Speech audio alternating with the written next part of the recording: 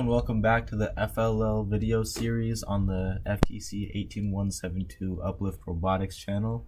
Today I will be showing you how to make a program to drive in a straight line using the gyro sensor. So first of all, why should you use this program? This gyro straight line program makes sure that your robot drives in a straight line, even if you move it or turn it in another direction. As we all know, consistency is key in FLL, and if something causes your robot to veer off path, your whole robot run could be in jeopardy.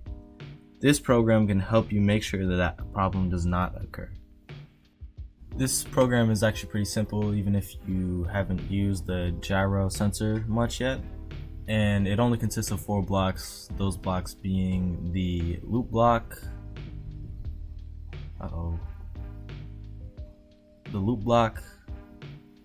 the gyro sensor, of course, a math block, that's not a math block, this is a math block, and a move tank block. Sorry, for the previous slide I said move tank, but it's actually going to be move steering, and make sure it's just on. Other than that though, there are a couple of variables in this program that can change the output. So what you're going to want to do, what you're always going to want to have, is make sure that this is always on multiply, make sure that this is measuring angle, and that it's plugged into A, and then the output equals has to go into the steering. Now some of the variables are how you end it with the loop block. So right now you're going to have it on unlimited. That would just obviously run forever. You most likely wouldn't want that in a run. So what you could do is have it sense black and then square in a line. You could, or simple motor rotations like it's a regular program. But something that I might suggest is to use a color sensor right here and then square in a line.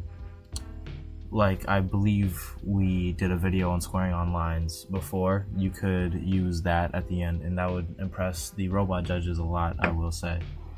Finally, you're going to want to change this number. This is one of the biggest factors to change your program, and I suggest starting at -10.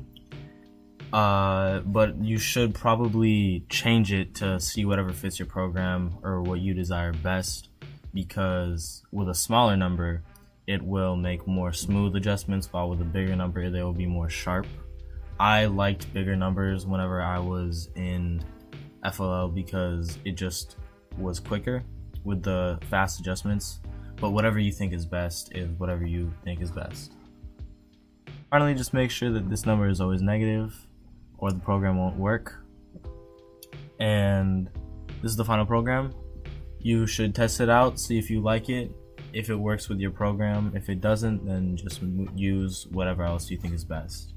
Thank you for watching. Make sure to watch more FTC 18172 Uplift Robotics videos on this page, and have a great day.